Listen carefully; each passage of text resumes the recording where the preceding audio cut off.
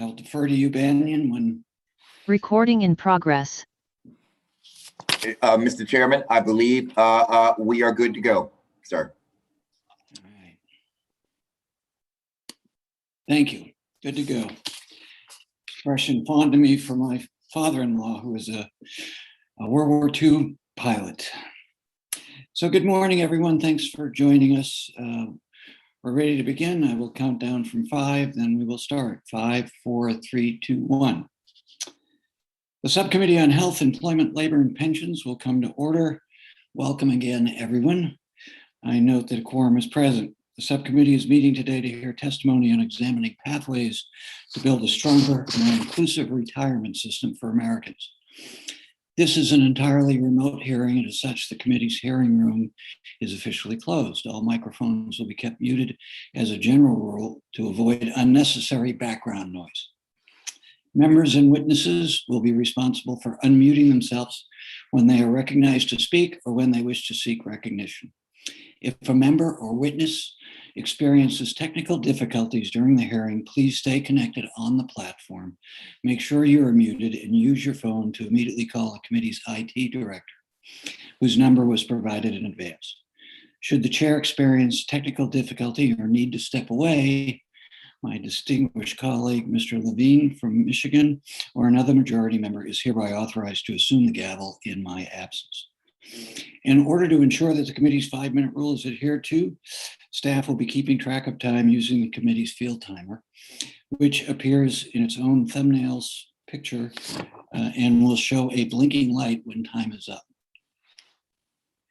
Pursuant to Committee Rule 8C, opening statements are limited to the chair and ranking member. I recognize myself now for the purpose of making an opening statement. Today, we are meeting to explore the strengths, challenges, and inequities of America's retirement system, as well as to review HR 2954, the Securing a Strong Retirement Act of 2021, which is known as the Secure Act 2.0. This bill includes important provisions in the Education and Labor Committee's jurisdiction. Earlier this year, congressional Democrats and the administration addressed the urgent multi-employer pension crisis and fully protected the pensions of more than 1 million Americans. Our solution was broadly supported by key stakeholders, including hundreds of employers and the United States Chamber of Commerce. Had we not acted, the unacceptable status quo would have continued, plans would have failed, and the Pension Benefit Guaranty Corporation would have become insolvent. If that had happened, workers and retirees would lose nearly everything they had worked and contributed so hard to save. Many participating employers would be forced to close or cut jobs.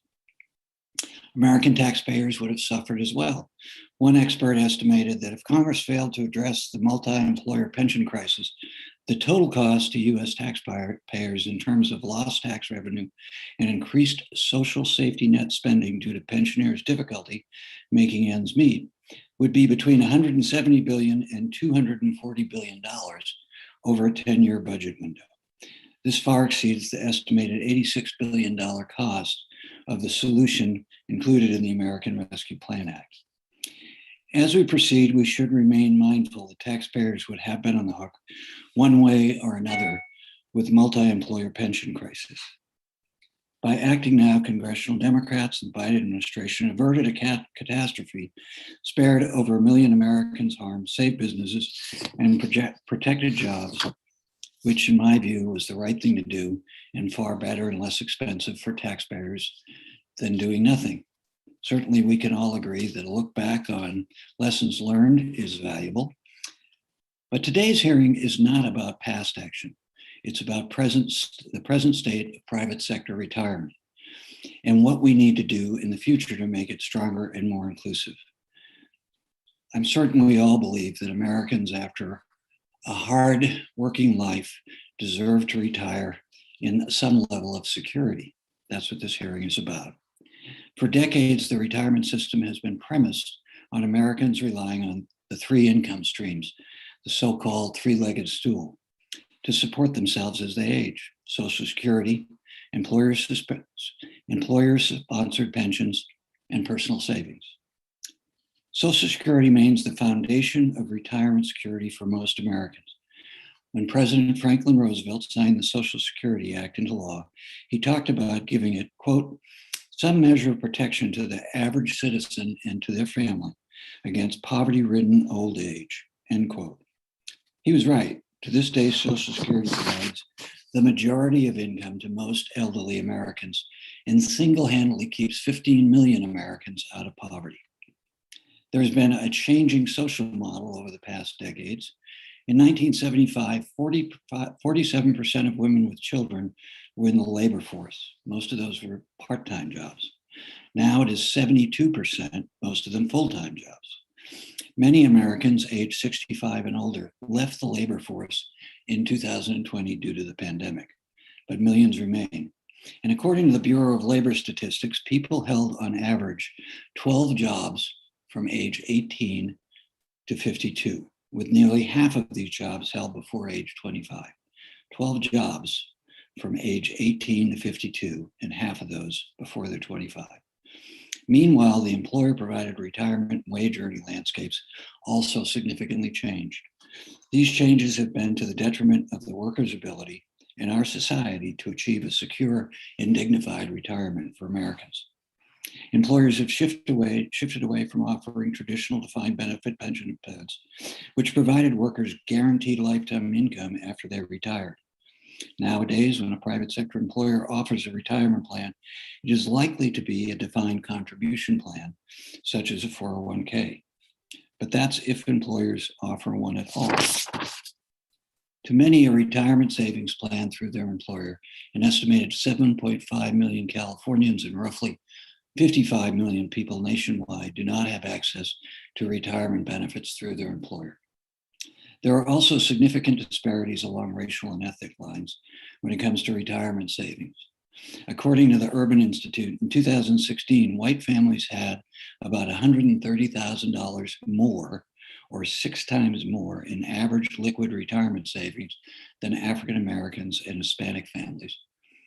That disparity has increased 5-fold over the past 25 years.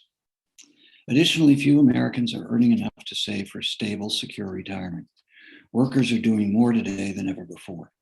Over the last 40 years, worker productivity has risen 72.2%.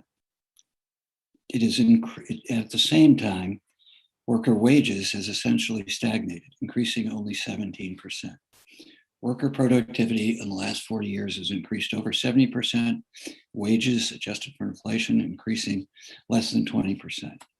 It is incredibly hard for workers to do much on their own for retirement. When according to the Federal Reserve, many would struggle to come up with the money to finance an unexpected $400 expense, such as a car repair or medical bill in their daily life. That is why I believe retirement security is fundamentally aligned with workers' wages during their lifetime. The more people earn, the easier it is for them to plan to save retirement. At a minimum, we must support policies that increase worker wages and strengthen their ability to organize collective bargaining. The data is clear that unionized workers have greater access to retirement plans and higher participation rates than their non-unionized counterparts. But we shouldn't stop there. We must strengthen and protect Social Security. We must address inequities and discriminatory barriers in the labor market. I also am interested in learning more from the witnesses of today about the Secure Act 2.0 and how it helps Americans plan and save for retirement. Before I conclude, I just wanted to recall a recent issue of the New York Times Magazine discussing how human lifespan doubled over the past century. And now, with medicines combating diseases and prolonging life, the number of people who might live to be 100 years old should increase. According to the United Nations estimates cited by the New York Times, there were 95,000 centurions in the world 1990, centenarians, but there could be 25 million by 2100. A recent Kaiser Foundation report showed that people over 65's life expectancy is increasing exponentially. According to this study, the US ranks 13th in the world in life expectancy increases for people over 65. I'm proud to say when you separate that by region, the Western United States and state of California, where I live, is number one in the world in life expectancy for people over 65. We must make sure our retirement system is equipped to support people living longer, and then it provides the measure of protection Franklin Roosevelt mentioned in 1935. I look forward to hearing from my colleagues, from our expert witnesses about these issues, and I now am pleased to recognize my friend and distinguished ranking member from Georgia, Mr. Allen, for his opening statement. Mr. Allen.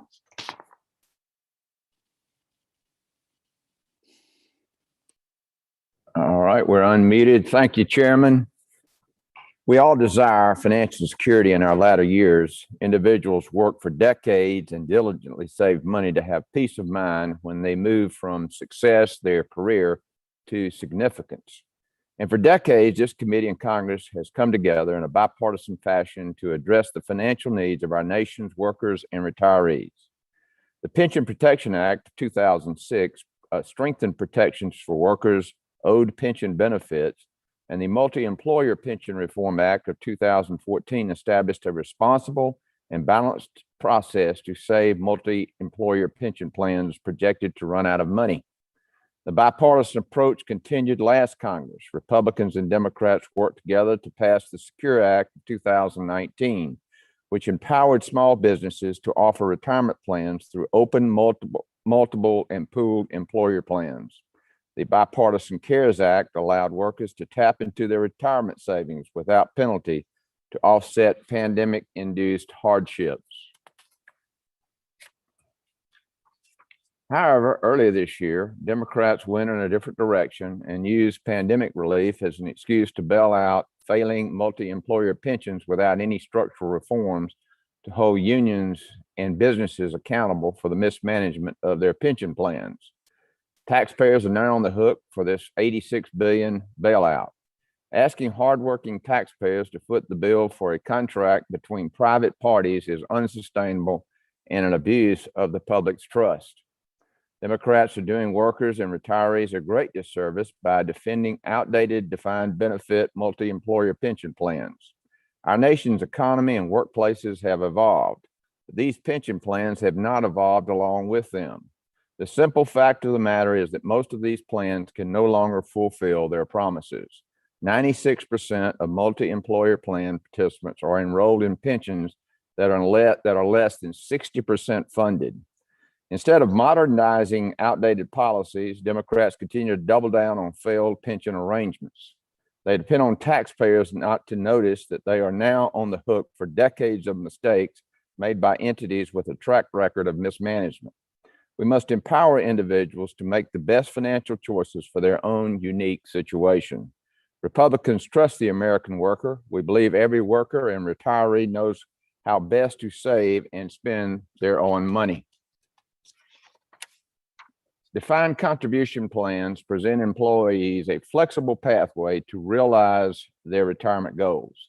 There are numerous reasons why defined contribution plans like 401k are more advantageous for employees. Defined contribution plans are immediately the property of employees, can be tailored to the precise retirement needs of the worker, and will never require taxpayer bailout. Furthermore, defined contribution plans are portable. Individual accounts travel with the worker as the person finds another job. These flexibilities are crucial in the modern economy. I see room for bipartisanship and common sense policy updates, and this committee must lead the way in working together to expand on the Secure Act and ensure that Americans are secure in their retirement. One way we can help Americans secure a comfortable retirement is by making it easier for them to save part of their paycheck earlier in their working life. As this committee considers updates to ERISA, we must focus on expanding access to defined contribution plans, increasing retirement options for employees of small businesses, making plans more transparent, and eliminating the need for future taxpayer-funded bailouts of special interests. This committee has a long history of working together in a bipartisan way to address the retirement security needs of American workers and retirees. We need to return to that model by adopting evidence-based, balanced, and fiscally responsible solutions moving forward. This approach, accompanied by policies to ensure a growing and vibrant economy, will do far more to help American workers and retirees in the long run. And with that, Mr. Chairman, I yield back. Thank you, Mr. Allen. I'm encouraged by your comments and look forward to working with you. I think we can all agree that responsible oversight by this committee, this subcommittee, would be a great addition, and really look forward in a bipartisan way to look at that and evidence-based oversight, both for the financial institutions that do much of this investment and the management of those. So encouraging. Without objection, all other members who wish to insert written statements into the record may do so by submitting them to the committee clerk electronically in Microsoft Word format by 5 p.m. on July 7th. Now I'd like to introduce our witnesses, really great panel. I want to thank our staff for getting them here. We're both Republican and Democratic staff. First, Dr. Teresa Ghilarducci is a professor of economics at the New School for Social Research and the director of the Schwartz Center for Economic Policy Analysis and the New School's Retirement Equity Lab. Dr. Nari Rhee is the director of the Retirement Security Program at the finest public university in the country, a neighbor of mine in my district, the University of California, Berkeley Center for Labor Research and Education, although I'm not biased. Dr. Andrew Biggs is a resident scholar at the American Enterprise Institute, and Dr. David Certner is Legislative Counsel and Director for Legislative Policy for the Government Affairs at ARP. I apologize for any mispronunciations. Our instructions to witnesses are as follows. We appreciate the witnesses for participating today and look forward to your testimony. Your written statement will appear in full in the hearing record, and you are asked to limit your oral presentation to 5 minutes. After your presentation, we will move to member questions. The witnesses are aware of their responsibility to provide accurate information to the subcommittee, and therefore we will immediately proceed to their testimony. And I will first recognize Dr. Ghilarducci. Doctor. Thanks very much. Even though I've taught at 2 universities, at present, the New School for Social Research in New York, and for 25 years at the University of Notre Dame in Indiana, I did attend all my schooling at the best and greatest university, the University of California at Berkeley. Both undergraduate, master's, PhD, so I agree. I'm here to talk about the landscape of what this country has done for older workers. It's called the 100 Years of Progress in Equalizing Retirement and How We Could Lose It. Before Social Security and defined benefit plans were established, workers were more likely to die than they were more likely to retire. They died in their boots.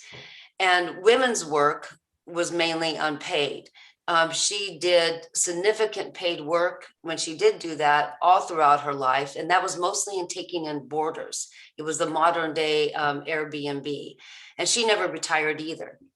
In the 15 years or so before Social Security was passed, and that was in 1935, of course, only a few soldiers, some government and railroad workers had a pension. A scattering of union workers had pensions, and most of those were in single and multi-employer plans. And still, 5 years after Social Security was passed, it was only the privileged that were truly able to retire. They would tell historians and researchers at the time, oh, I retired because I wanted to. There was reference in the opening statements about a dignified retirement, being able to look forward to retirement, but that was a very rare event. Only 3% of retirees had a voluntary retirement, and I'll tell that story up into the present. And of course, that 3% were the most privileged. They had the highest income, highest wealth, and they were healthier. Age in this period of time was a person's largest risk factor of being poor. Age in itself was a risk factor of being poor.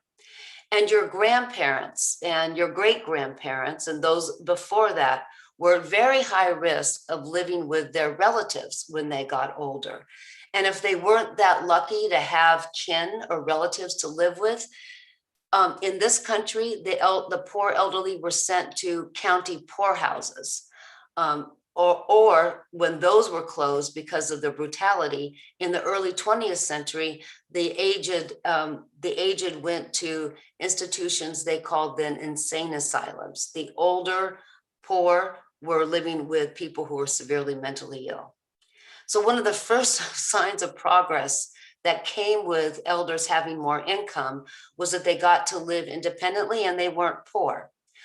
But given the work that we're doing now, we've done for the past 10 years since the last recession, we are predicting that the erosion of pensions, the scattered coverage of the defined contribution plans that we talked about in opening statements, and the decline of defined benefit plans, and the fact that they're top heavy, that they really are something that the top people in the upper income distribution have, is going to create a situation where we're going back to the future. Right now, all of us here at the hearing are at greater risk of our parents moving in with us in our spare bedroom, in our basements, in our renovated garage than our parents faced with our grandparents. And another reverse of progress that I fear is the widening gap between the classes, and the widening gap in what we have taken for granted. And that is the ability to retire in some kind of decency. So right now, a working man in the bottom third of the educational distribution, it's the best proxy for socioeconomic class that we have, he can expect to have 12 years of retirement, not 20 or 30, it's about 12 years when we use actual data to see when people actually retire and when they die. And at the upper third, 14 years, so 12 and 14. Now there's a class divide there, but it's not that great.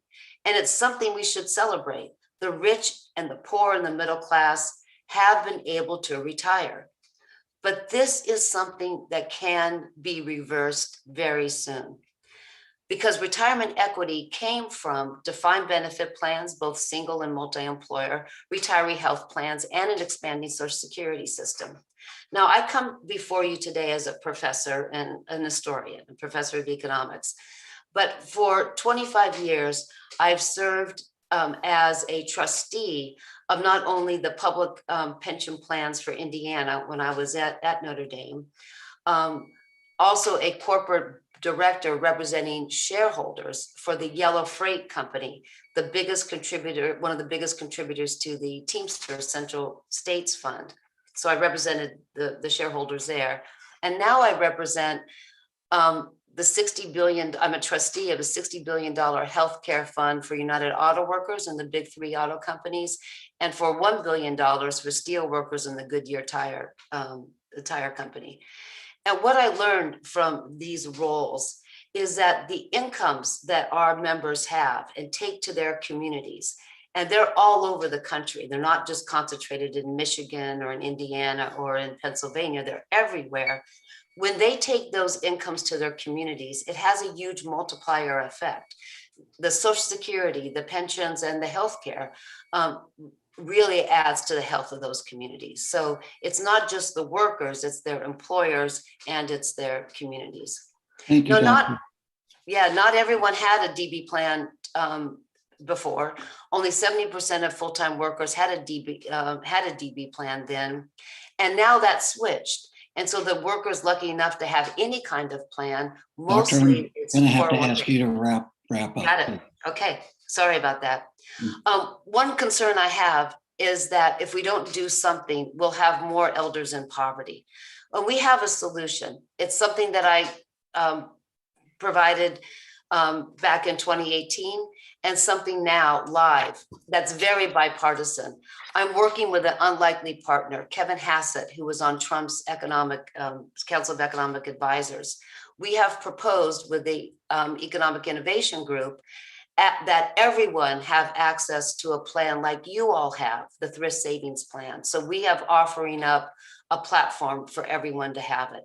If we don't do that, we could reverse the decades of promise we've had in retirement equity. Thank you, Doctor. Thank you. Look forward to hearing more about your partnership. Dr. Rhee, you are up for 5 minutes. Great. Thank you. Good morning, and thank you for this opportunity to be here today. I want to make 3 points today related to the inequalities in the current private sector retirement system related to race, gender, and income. And I'm so happy that you covered a lot of the basic data. So I'm going to kind of reframe and talk about sort of the interactions between the employer-sponsored retirement system and the fact that it is now primarily a defined contribution system, and dynamics inside and outside the labor market that results in an incredible degree of inequality in retirement savings outcomes. So as you mentioned, the retirement benefit access in the private sector is incomplete. It's far short of 100%. And it also varies wildly by occupation, industry, and wage level, not to mention firm size, so that the likelihood of being offered a retirement plan as a private sector worker is directly correlated with your wage level. At the end of the day, only about 20% of workers in the bottom quartile, bottom 25%, have actually participate in a private sector retirement plan. So this intersects with sort of labor market segmentation, and also kind of women's work realities. One is that if you look at it by industry or occupation, the sectors with the heaviest concentrations of Black and Latino workers also have the lowest rates of retirement benefit sponsorship. I'm just going to pull out 2 sectors, hotel and restaurants. Latinos and Black workers are 60% overrepresented in that sector relative to their overall labor market presence. Only 33% of workers in that sector are offered a plan. Similarly, in administrative and wage services, it's which is also heavily overrepresented in terms of workers of color, only 38% have access. And then if you look at the top levels where workers are underrepresented in terms of workers of color, it's the reverse, right? You'll see 80% or higher rates of access in things like finance and business services. So the upshot of this is that only 46% of Black working households and 37% of Latino working households has anybody in a pension or 401k in that family, compared to 60% of white working households. So I would say that both white working households and households of color are not looking so good, but obviously there's an additional racial disparity. So I'm going to ask the facilitator to advance to figure 3. I just have a few charts that I want to highlight just to illustrate the magnitude of inequality. So if you skip forward to figure 3, please. Thank you. So we're looking at retirement account balances among near retirement households by income quintile in 2019. And so just kind of eyeball this chart and you can see that there's a tremendous degree of inequality in account balances. And this is just typical account balances. If you look at mean or average account balances, it looks a lot worse. And then you'll notice the zeros in the bottom 40% of the chart. And that is because less than well under half of households in the bottom 40% of this age group basically they don't own a retirement account. So I'm gonna advance to figure 5, which shows the same kind of data by race. And this is for working age households age 25 to 64. And so again, you'll see that the median balance for all Black and Latino households is 0, because in fact, 60% of Black households and 68% of Latino households do not own a retirement account. And among the lucky few that do, the typical balance is less than half that of a typical balance of white households. And again, it looks much worse if you look at means as opposed to medians. Finally, on figure 7, just to break things out quickly by sex and marital status. So marriage definitely gives you a boost in retirement security, although the balances aren't that impressive. And single women-led households tend to be the worst off. So women face particular challenges in the employer-based retirement system. The data indicates that women have approximate parity with men in terms of retirement benefit access, but with they also face a lot of challenges, and that is longer lives, the gender pay gap, and just in general lower wages than men, but also their lifetime earnings are really truncated by unpaid caregiving work. And that includes a cumulative cost of hundreds of thousands of dollars for women who have to take time out of the labor force. I see that we're over time, so I just want to highlight a couple of things. I've been deeply involved in the formation of the CalSavers Auto IRA program. And the states are just desperate for a solution to this problem because this is going to hit them in their pocketbooks and they know it.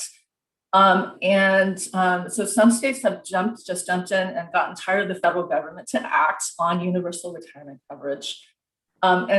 And at the same time, they're severely limited in terms of what they can do by ERISA preemption, right? So they can't take employer contributions. They can't cover the part-time workers who are excluded from ERISA regulated plans. And so I think there's need for federal leadership on this issue. And the last point I want to make is that wage policy is incredibly important. California enacted the $15 minimum wage the same day that it enacted CalSavers, and combined, it has the potential to increase low-wage workers' retirement incomes by up to 50% above the status quo. So wage policy is incredibly important. Thank you. Thank you, Doctor. We'll now go to Dr. Biggs for 5 minutes. Doctor, the floor is yours. Thank you very much, Mr. Chairman and Ranking Member Allen, for the opportunity to testify today.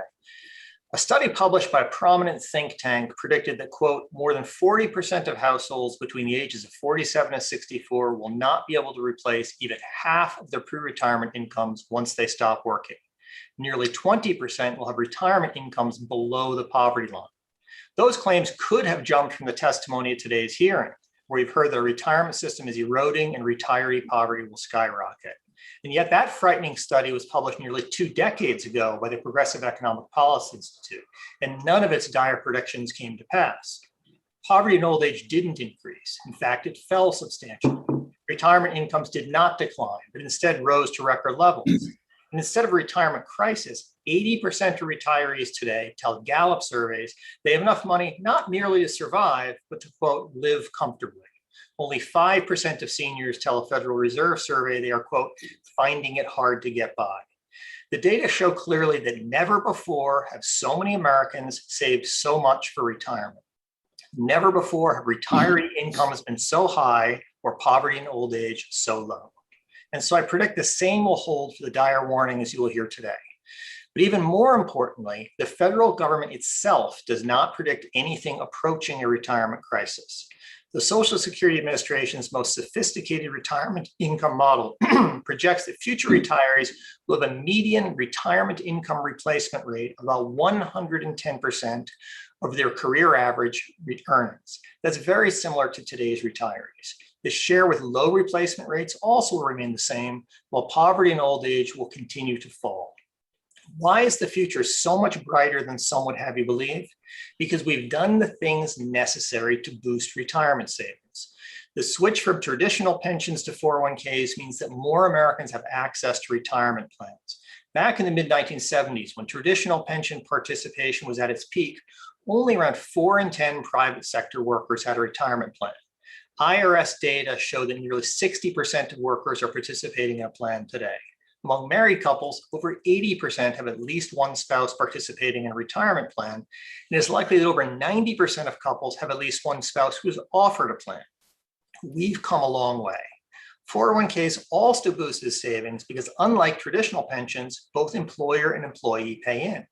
Since the 1970s, total retirement plan contributions rose from 5.8% of employee wages and salaries to 8.4%.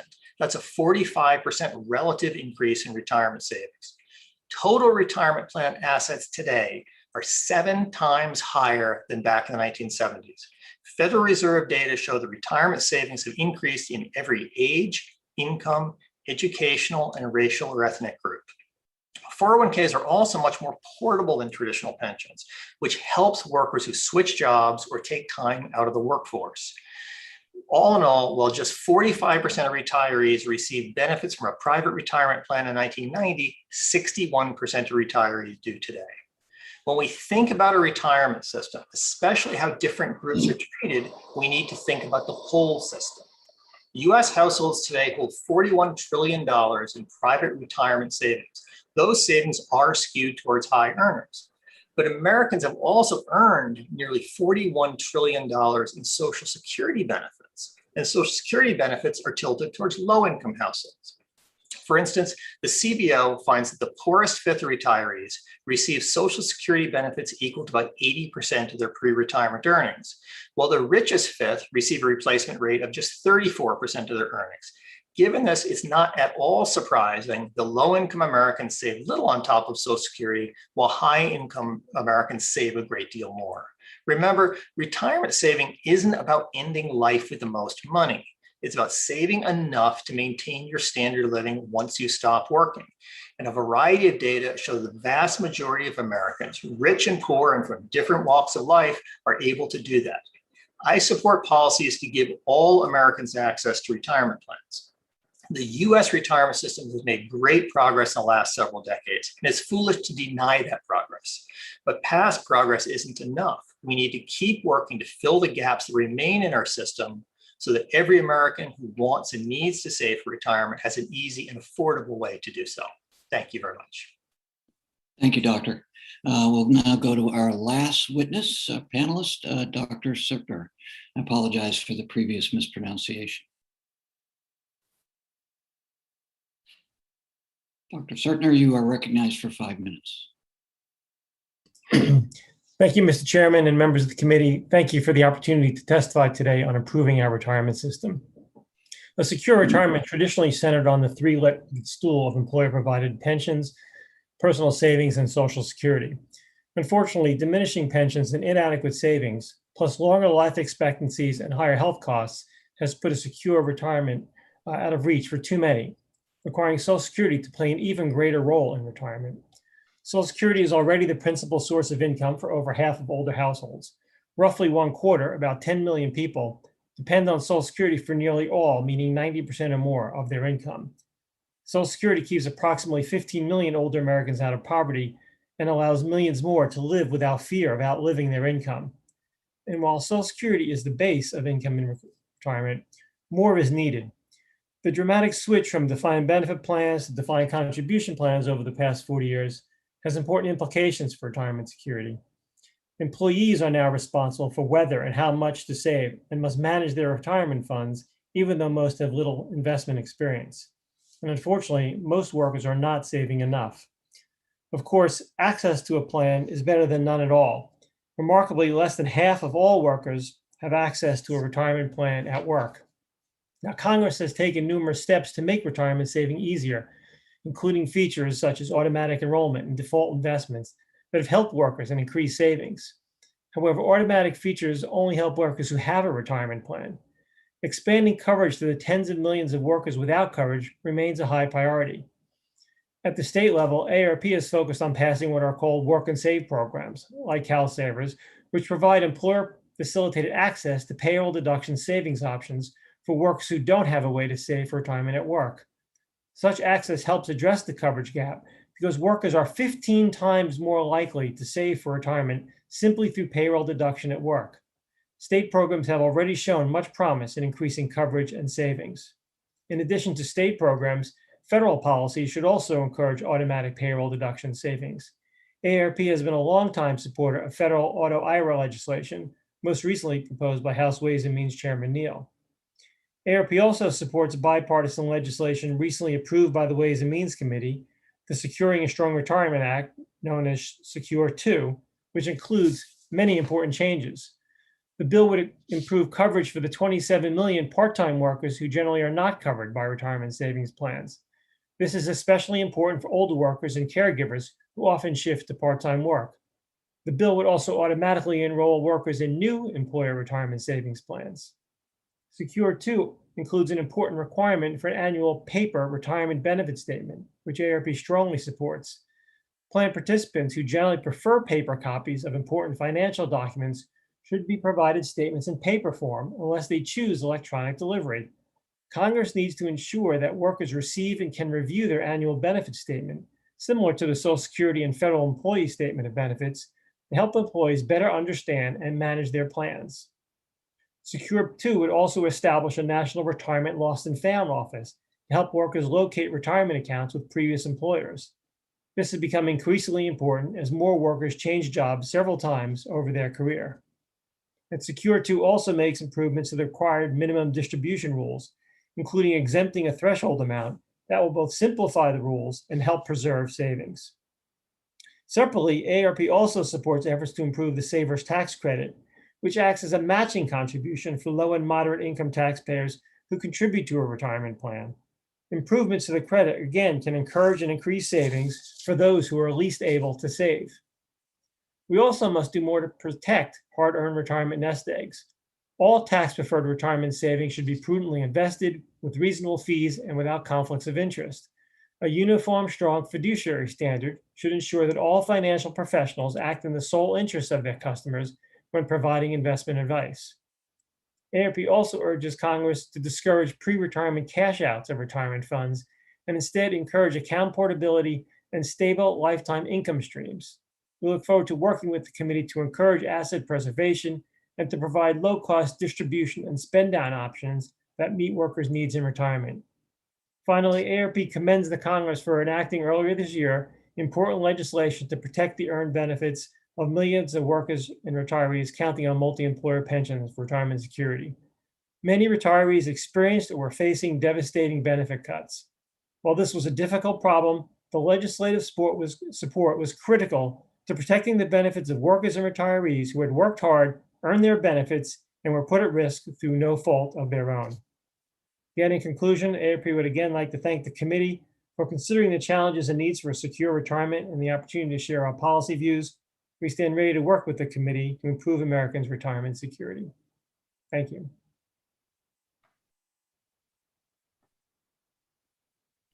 Thank you, Doctor. Thank you to all the panelists. Terrific testimony. I appreciate the content and the tone very much. Under committee rule, we will now question the witnesses under the 5-minute rule, please. And I will be recognizing subcommittee members in seniority order. As the list I currently have from staff, I'm going to speak first, then we'll go to Representative Wahlberg and then Representative Norcross. As chair, I now recognize myself for 5 minutes.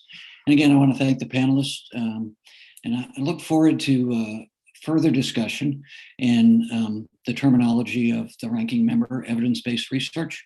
We certainly can have differences of opinion to our approach, and we do, to solving this problem, but I respect divergent opinions.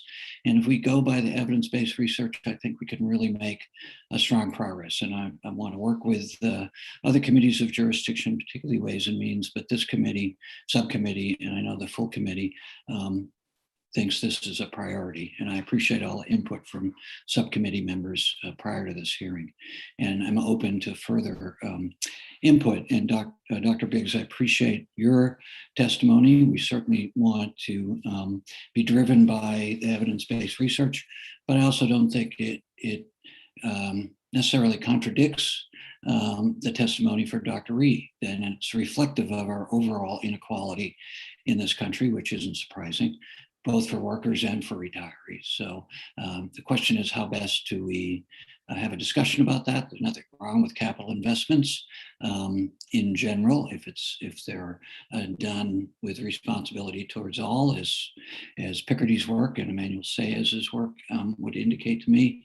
But that balance between wages and capital investment, both for workers and retirees, are important for everybody's happiness. So I look forward to talking to you personally, Dr. Biggs, and other panelists on how we can honestly address these issues in a thoughtful way in this subcommittee.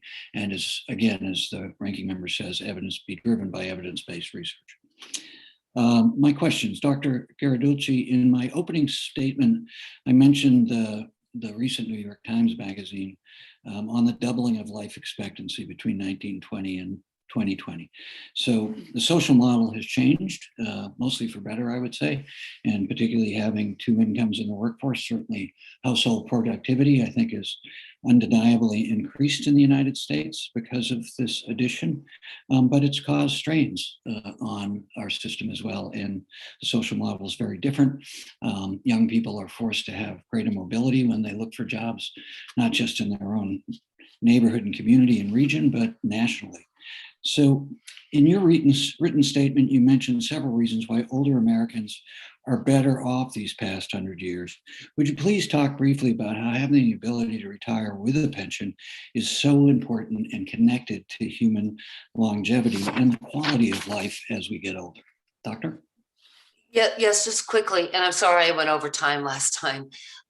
We tend to think that improving longevity just happens.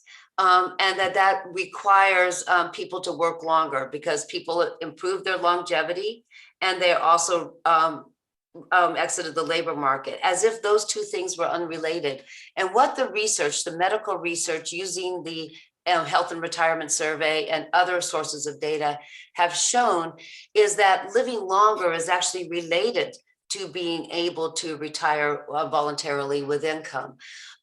For many, many people, and it's unequally distributed this way, working at old age causes a lot of stress. Cortisol levels go up, you are subordinate in the workforce, you can't control the pace and content of your time like many of us can do now.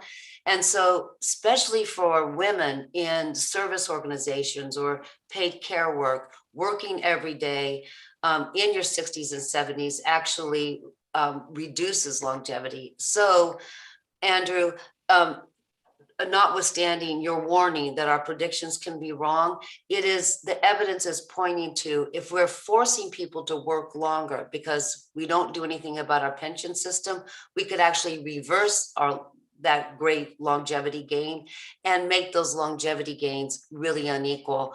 Most of those longevity gains, as you know, have gone to people in the top of the income distribution. Dr. Rhee, let's talk about comparisons globally. We talk a lot about global competitiveness. Dr. Rhee or Dr. Ghilarducci, how do we compare vis-a-vis our global competitors? Dr. Rhee. I think in terms of retirement plan coverage, I want to sort of stress that it's a totality, right, between Social Security, pensions, employer-sponsored pensions, and private savings. And we just want to make sure that there's universal coverage and that benefits are adequate. And I think that on the whole, U.S. Social Security benefits are less generous than other advanced countries, and we need to be doing more on the pension front. And that's actually not what's going on. Thank you, Doctor. My time is up. I am told that the ranking member would like to wait until later in the testimony for questioning. So that would put my friend and colleague from Michigan, Mr. Wahlberg, as the next speaker. You are recognized for 5 minutes. Thank you, Mr. Chairman, and thank you to the panel for being here today. An important issue. Retirement security is an important topic and one that has a history of bipartisan support. Americans dream of retiring with financial security, but unfortunately, many struggle on how to get there. With that in mind, in 2018, when I chaired this committee, we held a bipartisan hearing that examined solutions to modernize our retirement system and make it easier for employees to save for retirement. The proposals that we discussed in 2018 were later signed into law, gratefully, as part of the Secure Act, which was the first major update to our retirement policies in over a decade. Ensuring that American retirees can count on sufficient income to last throughout their retirement is not only important to families, but also for our economy. So I thank the committee for holding this hearing, and I hope that members on this committee will continue our history of bipartisanship and build upon the success of the Secure Act so every American can retire with dignity and peace of mind. Dr. Biggs, thank you for being here as an additional point of view that we truly need to hear. Employer-sponsored retirement plans are an indispensable pillar to the U.S. retirement system. That's not really debatable. Could you please elaborate on your research regarding participation in employer-sponsored plans and the amount of savings employees are achieving through this model? Well, thank you very much, Congressman Wahlberg. I think we all agree that having an employer or having a retirement plan at work increases savings significantly versus having to set one up on your own, such as through an IRA. So it's important that employers offer these plans. What we have seen over time is that employers are increasingly offering retirement plans. Some gaps remain. But if we go back to the heyday of traditional pensions, which we all have rose-colored glasses on, I think at their peak, 39% of private sector workers participated in a defined benefit plan. Today, you have somewhere around 60% of workers participating in some sort of plan, more than that being offered a plan.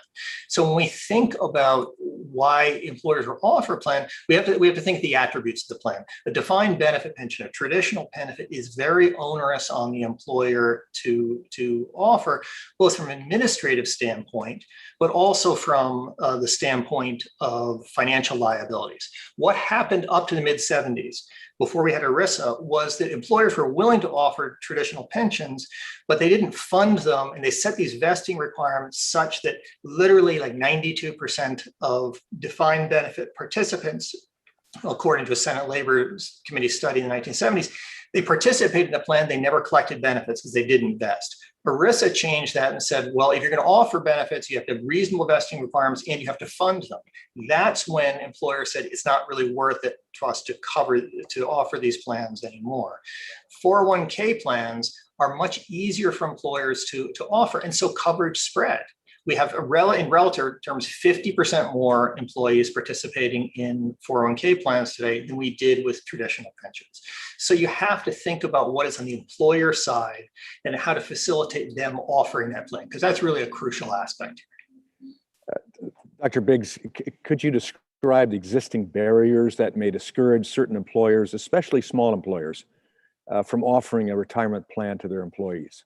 Yeah, small employers are really where the gaps exist. If you look at larger employers, vast majority of them are already offering a plan.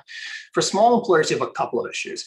All along, we've had issues with sort of the fixed costs of offering a retirement plan. If you're running a laundromat or something like that, and you have 10 employees, you still have to get a financial advisor. You may have some legal fees involved with setting it up. So it's a bigger issue, bigger cost for you compared to the number of employees you're to serve. The second issue, which is more recent, is potential liability issues. The lawsuits against 401k plan providers have increased significantly in recent years. So if you're a small employer, you may today just say it's not worth the trouble to me, that it's like there's a cost burden involved, and then I may be taking on a financial risk. And so we need to address those things, both smooth the costs out for them, but also make very clear what you can do to be protected. And I think if you do that, they'll be more willing. But we also need to be realistic. I don't think you're going to get 100% coverage among small employers. So then we want to think about what other options might be for workers in those employers. So much more I could ask, but my time has ended, so I yield back. Thank you. Thank you, Representative Wahlberg. Really good questions. As a former small business owner and restaurateur who struggled with this issue, another area that I think that we could have a really good discussion about on what's best for those small businesses who are already struggling to make ends meet. Next is the distinguished gentleman from New Jersey, Mr. Norcross, somebody who has a unique passion on this issue. Well, first of all, thank you, Chairman, for holding this meeting and bringing to the front of the line something that is near and dear to everyone on this call, whether you agree how we get there or not. It's those golden years. And certainly we work all our lives and we want to be able to enjoy that as we get there. And certainly to my colleagues on the other side, Mr. Wahlberg and I have reached many common grounds on this. So I think there's a real pathway here. When we looked over the past year, it's been a challenge to every one of us. Luckily, we finally came together, and this is after we served on the bicameral bipartisan commission a couple of years ago, focusing on how we would save the multi-employer. Somehow we talk about it like it's companies or unions. These are people. These are people that were saved. And why we might have a disagreement on how we saved it, the fact of the matter is literally thousands of men and women are going to be able to survive in their retirement. And that's thanks to that plan. And by the way, this wasn't just one side. You know, it was UPS, Kroger, large companies that literally could have gone bankrupt if it had not been for this. The Chamber of Commerce, National Association Manufacturers. So what I want to start out with is, quite frankly, what would have happened if we didn't pass this and we went down the road? So Ms. Ghilarducci, could you touch base? What would have been the cost, social and otherwise, financial, to this country had we not saved the multi-employer plan? They would have been substantial. As I mentioned in my testimony, the dollars spent by the retiree in those communities multiplied and created aggregate demand. It also allowed the member to stay in their communities. As I said, I was the trustee for a director for the shareholders of Yellow Freight, based in Kansas City, and that company would have gone bankrupt if it had to fund the multi-employer plan all in itself, as they were supporting many more retirees than they had members. So it could have caused bankruptcy of major employers and a loss of income and vitality in those Midwestern and other working class communities. It would have been far more than the $80 billion, probably another 2 or 3. Thank you. And listen, we as a country make these decisions, and obviously in Congress we do. The trillions of dollars we just spent propping up businesses for the pandemic, you could call that a bailout. No, it's helping Americans, and thank you for your discussion on this issue. Mr. Certner, I want to talk about Secure Act 2.0. Unfortunately or fortunately, history and human behavior has taught us that once an employee gets the money in the paycheck, it is so much more difficult for them to turn around and contribute to a retirement plan. Why? Particularly in the lower economic scale of wages. Hey, do I want to send my kid to camp? Do I want to buy them a pair of sneakers? Extremely difficult. Those plans across the spectrum that have been successful, it's pre-dollars in the paycheck. The Secure 2.0 talks about the automatic enrollment. Can you go into a little bit more detail on the 401 and 403? Why is that important that we get the auto enrollment ahead of the curve when it comes to the outcome?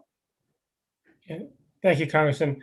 Automatic enrollment dramatically increases enrollment of the workforce. So it usually jumps from anywhere close from around 50% to around 80% when you have automatic enrollment. Again, so if the employee is not paying attention, if they're joining a firm, they're automatically basically making the right decision for the employee. They're going to be put in the plan, they can start saving. Now it's up, the employee always has a choice to opt out, but most employees when they join up are not thinking about retirement. And it's good to have the system automatically putting them in the right direction. If they want to make other choices, that's great, but it's better that we have an automatic system that's getting people A, to sign up, and B, are getting into funds normally like default lifestyle funds that basically can put them in a more diversified investment scenario that's more appropriate for their age. So this is putting people on the track to a better retirement. And it's a bipartisan approach, and we certainly appreciate what they're doing because, again, defined benefit, we all participate in it. Defined contribution, so many employers only contribute if the employee contributes, and those on the lower economic scale, unfortunately, need to eat and take care of life. Unfortunately, I've run out of time, but thank you for the testimony. I yield back to the chairman. Thank you, Mr. Norcross. And again, thank you for your passion on this issue. And I do, since I bragged on the University of California, I want to brag for you about Rutgers University and their Labor Institute in your district. Next, Mr. Banks, if you're prepared, you are next in the queue. If not, we will go to Representative Hirschberger, pardon me. Thank you, Chairman and Ranking Member, and all the witnesses today. You know, I'm a small business owner too that offered a 401k to my employees because that helps me retain employees, absolutely. And it's a good investment in their future as well as future of the business. Mr. Biggs, Dr. Biggs, I'm looking over your testimony and, I'm looking at the increase in, people joining 401ks and employer ratings. 81% since 2017, 81% of joint tax return filers have at least one member of the couple participating in a retirement plan. And then we see the Department of Labor statistics that show a 45% increase in total private sector pension contributions in the last 40 years. And what's remarkable is since 1989, retirement savings have increased in every age, income, educational, racial, ethnic group. To me, that's pretty remarkable that it encompasses every race, every age, every income, every educational, and every ethnic group. So to me, there's not a discrepancy or disparity there, but I do have a couple of questions. And one of the things that occurs to me is we need to make some value-based judgments about the respective roles of Social Security, employment-based pensions, and individual savings. And I have a couple of questions about that. Number one is, do we want to follow the historical traditional three-leg stool approach to retirement security, or just disregard it in favor of another approach? And the second part of that question is there still a role for all three of these elements? And the third part is, do we even want there to be a role for all three of these elements? And if so, then we need to decide how much of the job should be done by each component. So if you could offer me some perspectives on those three components, I'd be very interested in hearing about it. Sure. Well, thank you very much. One thing, if you look at the sort of research literature on retirement, which is pretty wonky, but often we'll say a retiree wants to have an income equal to 70% of their pre-retirement rate, a 70% replacement rate. When you actually look at their research, things differ quite a bit between different households of how much income they need in retirement. That can depend on your earnings level, depend on what children you have, family size, etc. So you want to leave flexibility. You don't want to set up your mandatory saving system like Social Security so that it covers everything that somebody might need, because we know that's going to differ from person to person. We also don't want to cover too much of retirement income via Social Security, because that is, to be frank, it's a funding system that is not good for economic growth. It may be a great system to have, but savings-based systems would be stronger for economic growth. So we want to leave discretion between people's personal choices and what they're getting from Social Security. So I think we want to build on what we have. We don't want to eliminate that. Okay, very, very good. This is it's critical that we make the changes, just like, improving what we already have, the Secure 2.0. Dr. Biggs, do you believe that corporate sponsors of pension plans who underestimate their plan liabilities and who underfund their pension plans should be bailed out with taxpayer money? Look, when we think about the multi-employer plan problem, we have to remember, we created this in the sense of the government set much lower funding standards for multi-employer plans than they do for single employer plans. So they went into their problems with much lower levels of contributions. They took much longer to address their problems. So this was a predictable crisis. And in fact, you can find things going back 20 years ago predicting this crisis would take place.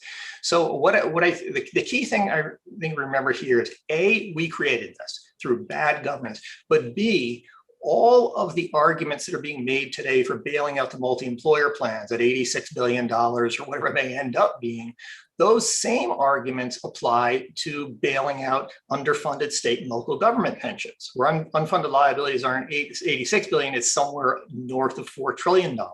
If we are going to bail out underfunded pensions for truckers and miners, are we not going to bail out Illinois' policemen and teachers? The rationale we are hearing today is exactly the same. And I think it is a very risky proposition to get into saying we've just got to bail these things out. At some point, the plan is either self-funding and responsible for itself, or it's not. And if we're going to socialize these, we need to regulate them much more carefully than we did. So we really need to think very hard about this stuff. Thank you, Dr. Biggs, and Chairman, I yield back. Thank you, Representative. Next up is Representative Morelli. The floor is yours. Thank you, Mr. Chairman. I first and most importantly, thank you for a really important conversation. I'll admit that, you know, for me, thinking about the years ahead and thinking about the changes in pensions in the United States over the years, I am concerned. I talk to my adult children all the time about their retirement savings to make sure that they're thinking about this. I also tell them that you're going to go from 30 years old to 60 years old in about 5 minutes. And if you don't think about it long in advance and really start preparing, you're going to find yourself older quicker than you thought that you would be. But so I'm really grateful to you for the hearing. I think it's really important. I appreciate the witnesses very much for their contributions. One of the things that I worry about in our country is sort of the lack of financial literacy. Right now, I'm going through. Sadly, my mother-in-law passed away a couple of months ago, and my father-in-law was smart to think ahead and is thinking ahead, but he's a little bewildered by all the things that he'll have to make decisions about, and some of it is pretty confusing. And more I talk to people, I realize this is one of those sort of things that we perhaps haven't done well enough in the country. And I thought perhaps Dr. Certner, you might be able to comment on any thoughts that you have around increasing literacy for young people as well as people in the workforce about their future, any things that we should be doing or thoughts that you have on it. Yeah, first, I agree 100% that literacy has been a huge problem in this area, and it's been compounded by the fact that now with 401k plans and individual retirement accounts, people are asked to take on a lot more of the responsibility. They need to figure out how much I can save. They need to figure out how to invest that money. And then even later on, we're seeing with our own members, when they finally get to retirement, they have some very big decisions to make at retirement about whether it's to take lump sums or annuities, or what distribution option will there be that will help me not outlive my money. And these are very complicated decisions for people to make, and they don't have nearly enough either investment experience or financial planning experience to do that. It's not an easy answer here. We think some of the education should start early. These are great classes, I think, for high school and college kids to have a basic understanding of particularly being able to start saving early. I think Benjamin Franklin did us a disservice when he said a penny saved is a penny earned. He should have said a penny saved is a penny compounded. I think that would have gone a long way of getting money in early into these plans when people aren't thinking about retirement is really one of the best ways to get a good head start. So having education, having notices and information going from the plan and from the providers to the individuals are critically important, because that's very often who the workers are going to listen to, is their employers. And that's one of the reasons we think it's so important that some of this information be provided by paper and not electronically, so people can see what's happening with their plan. They can see what their investments are. They can see what kind of fees that they're paying. They can see what kind of investment returns they're getting. If you don't have that in your hands and can take the time and look it over, you're never going to learn or understand what's going on with your plan. And one of the side problems with having some of these things just done all automatically is that people are paying less and less attention to them. Now, that may not be a bad thing if they're headed in the right direction, but we also do want people to pay attention so that they know what's going on with their own retirements.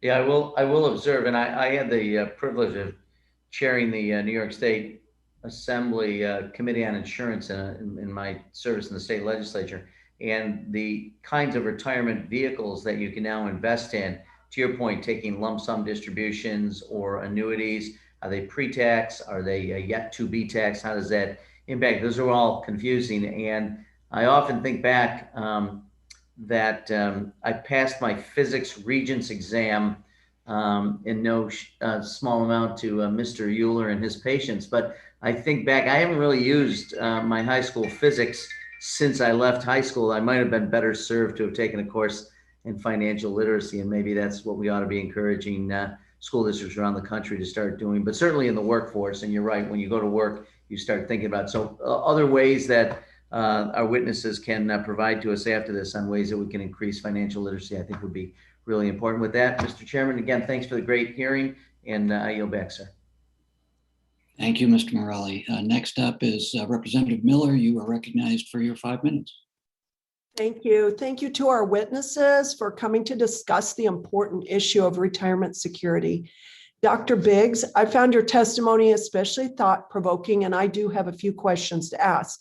Okay, so I'm from Illinois, and we are a sinking ship there because, well, according to Moody's, as of June 2020, Illinois' pension liability was at $154 billion. This is unconscionable. The pension liability has been growing steadily since 2006. Illinois state pensions have been critically underfunded or possibly overpromised for more than a decade with no end in sight. It is the elephant in the room. This fund is supposed to provide benefits to public servants in their retirement, but its chronic underfunding threatens to fail these workers. Dr. Biggs, how do states like Illinois get out of this mess? How can we best protect workers and taxpayers from being harmed by these critically underfunded and abused state pensions? Do you have any policy suggestions for my state? Well, thank you very much, Congresswoman. I'm a member, I've worked a great deal on state and local pension issues. I'm also a member of the Financial Oversight Board that is handling the bankruptcy in Puerto Rico. And Puerto Rico's bankruptcy was caused in no small part because it just ran its pension systems into the ground. They just ran out of money. And at that point, everything falls apart. For Illinois, it will be even more difficult if the pension plan runs out of money because the pension liabilities are so large that even if Illinois defaulted on all its debt to bondholders, it still wouldn't have enough money to fill them. I suspect Chicago will probably go bankrupt, 5 years, 10 years from now. Illinois maybe a little bit further, but they need to find ways to get on top of these problems.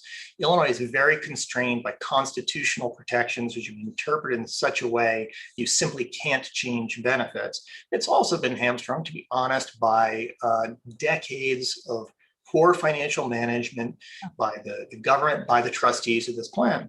And this gets to the issue I raised with multi-employer plans. I mean, Illinois is a known bad actor when it comes to pensions. It increased benefits, it promised too much, and it simply refused to do what it needed to do. It won't, even today, will not change its state constitution to allow these adjustments. They have already talked of getting a federal bailout. When that day comes, everybody today in Congress is going to say, we won't bail out these state and local pension plans. But 2 years ago, everybody in Congress is saying, we're not going to bail out the multi-employer plans. And that's precisely what we did. So when that day comes, there's going to be huge pressure on the federal government to bail these plans out. And the question is, should the taxpayers in states that have been responsible with their pensions, that have funded them fully, that have made reforms when necessary, should they be on the hook for Illinois? And this is one, if I had to propose one solution, if we go back to when ERISA was started in the 1970s, there was some discussion then of subjecting state and local pensions to ERISA coverage, to ERISA regulation.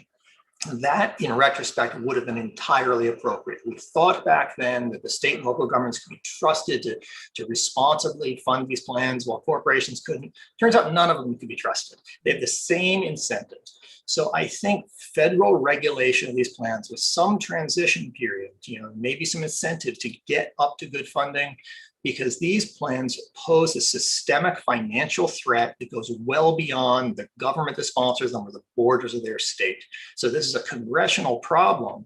And I really wish Congress would get on top of it before it becomes a congressional crisis where we are forced to do a bailout. Yes, and I'm so concerned for the rank and file teacher, policemen in our state that have planned their retirement based on maybe a reasonable pension. There's just egregious abuse in the pension system. I know people that are belling up to 3 and 4 pensions. And in the private sector, this would never happen where you could double dip like that. Of course, the 3% COLA and then They don't pay income tax on it, which is all fine, but it's overpromised and we can't afford it. So some lawmakers in my state have been calling for the federal bailout of our state pension. Do you think it's wise for the federal government to bail out failing state pension plans? And if not, are there other policies in the federal government that the federal government should put in place to protect workers and taxpayers, which I know you said if we would have used, but is there anything else that you could think of? Well, I think Congress needs to act today. You know, everybody will say we're not going to bail out Illinois' pensions. If Illinois' pensions go under, Illinois goes bankrupt. I can tell you from experience in Puerto Rico that a state level bankruptcy is incredibly difficult economically and politically. It is a real problem. At that point, be it Congress or the Federal Reserve, somebody's going to bail out Illinois. So if we can foresee that, the thing we need to do is act today, just as we should have acted 20 years ago with multi-employer pensions, but we didn't. And so the question is, are we going to show leadership, or are we just going to be followership? Are we going to kick the can down the road like we've done with Social Security or multi-employer pensions or whatever? Or are we going to show some leadership on this? State and local pensions, there is no constitutional reason they cannot be federally regulated. The federal government regulates work conditions. They regulate the minimum wage for state and local governments. We can do this stuff. It's all legal. And there's no reason not to do it, because the states, at least the worst ones, have shown they are not capable of running these things responsibly. Whether we're looking at Illinois or New Jersey or Connecticut or Kentucky, these are real problems that are existential threats to the finances of their state, and therefore to the economies of their state and even to bordering states. So I think the Congress should really look into this and think about whether ERISA should apply to these plans. So now, Representative Miller, your time's up. If you want to wrap up, go ahead. Well, now we can see that we needed federal government regulation, and perhaps we can get that rolling, like you said, today, to act today. But what are we going to do about the problem that we're bankrupt and we can't pay these? Ultimately, you may default to your bondholders. Beyond that, it's really a tough decision. You know, every public policy analyst says, I have some magic solution for you. No, my magic solution is a time machine to go back 25 years and fix it then. Once you are where Illinois is today, it's really hard to get out of it. Thank you, Doctor. Thank you, Representative. I'm now going to recognize the gentleman from Michigan, and I'm going to ask him to step in to chair the hearing for a short while I go off to another hearing. Andy, the floor is yours. Thank you so much, Mr. Chairman. I will ask my questions and then recognize others in order. It's so good to see everybody, and I really appreciate all of our witnesses here for participating in this vital hearing.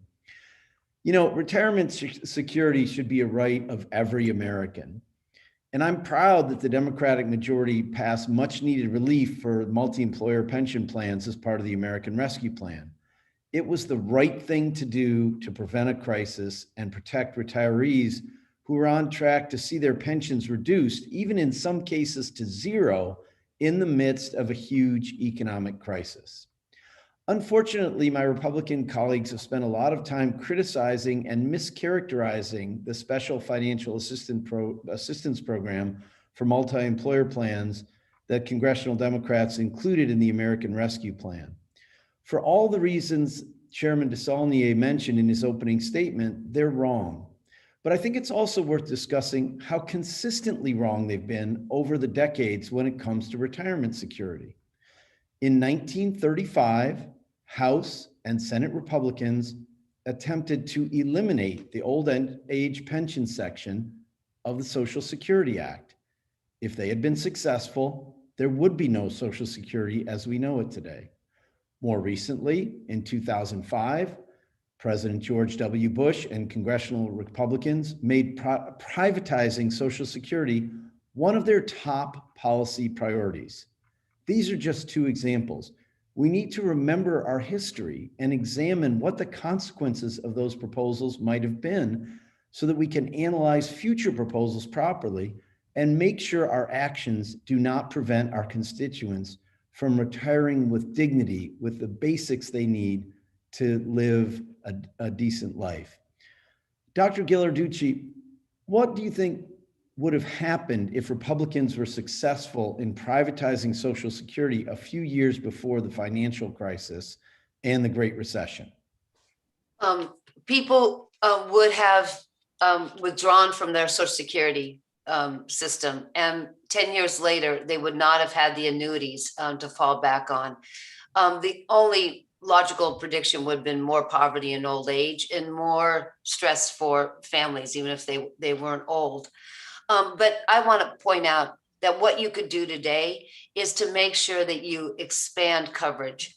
We know, we all agree, Andrew, all of us agree, if you start early in the financial market, you will be better off. But if Congress sets up a system where people can take out money during their lives in divorces and recessions, you have provided emergency savings money. Congress has not provided retirement security.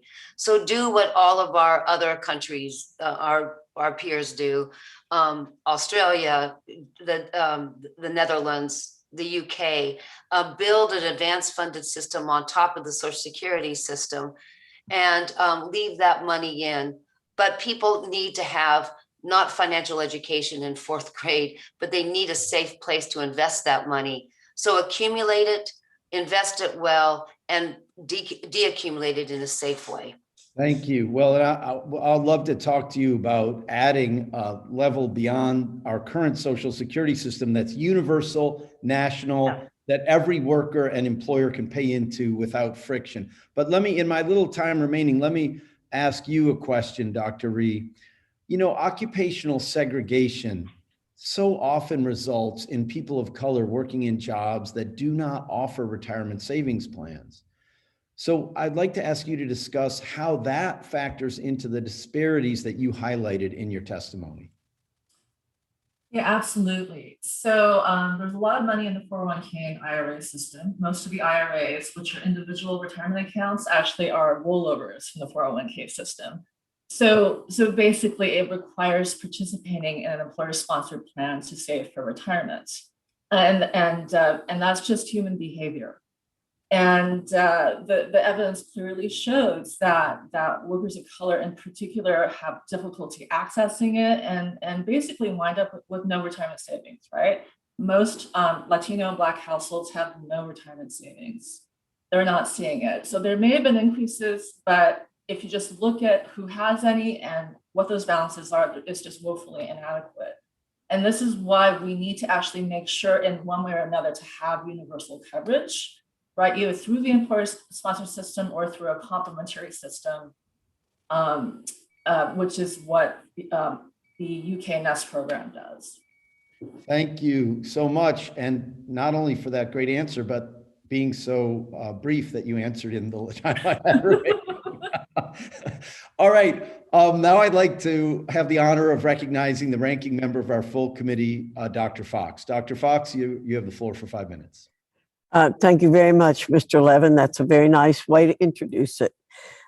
Dr. Biggs, you explained in your testimony that retirement savings increased dramatically upon the introduction of a defined contribution in individual account plans like the 401k. Can you describe further how these plans have helped millions of Americans save for retirement and why they're so important to American workers and their families? Well, thanks very much, Congresswoman Fox. I think in these kinds of hearings and discussions, I find it very interesting. We're often talking about, say, like, as we transition from traditional defined benefit pensions into 401ks, so-and-so, good or bad things might happen. It's worth noting participation in defined benefit pensions peaked at something like 39% of the private sector workforce in 1975. I think we are far enough along now to know what's going to happen here. The 401k was introduced in 1979, started growing in the 1980s. If you look at a chart in my testimony that looks at Federal Reserve data on total retirement savings, you can see there's an inflection point there, where savings in IRAs and 401ks start shooting up. And that helps explain why total retirement savings today are literally 7 times higher than they were in the 1970s. Now that money has got to go somewhere, and it's not all going to the rich. So it's the 401ks worked because first, more employers are willing to offer a 401k than a traditional pension. That means more opportunities to save. Second, 401ks have contributions from both the worker and the employer, while traditional pensions had just the employer. So that's two parties paying in, not just one. Third, 401ks vest almost immediately. Traditional pensions has much stricter vesting requirements. In his opening statement, the chairman noted that employees may switch jobs 12 times over their career. For that employee, a defined benefit pension would be a disaster, because they'd be failing to vest, then failing to vest, then failing to vest. They wouldn't get any money back. We already see this in the public sector, where there's still defined benefit pensions. Employees who shift around early in their careers get nothing. It's only the full career employees who get that. In the private sector, that doesn't exist anymore. We're switching around. So we need a flexible system that allows people to save, take their savings with them. If you're a mom and you take time out of the workforce with a 401k, that money still earns interest while you're caring for your kids. You come back in, transfer it to a new plan. If you had a traditional pension, you might fail to vest in your benefit and get nothing. So it's, Well, we really you've have answered, you've answered two questions for me in that explanation. I appreciate it. Earlier this year, Dr. Biggs, congressional Democrats enacted an $86 billion taxpayer bailout of failing multi-employer pension plans under the guise of COVID-19 relief. Mismanaged multi-employer pension plans were failing to keep their promises to retirees long before the pandemic. Unlike previous Democrat proposals to provide, quote, loans, end quote, to these plans, their taxpayer-funded handout will not have to be repaid. Dr. Biggs, I'm concerned my Democrat colleagues believe they've somehow solved the problems facing multi-employer pension plans. Do you believe that simply throwing taxpayer money at these plans will help workers and retirees in long term? What changes should this committee and Congress consider to address the chronic mismanagement and underfunding plaguing these plans? And I have one more question I'd like to get in.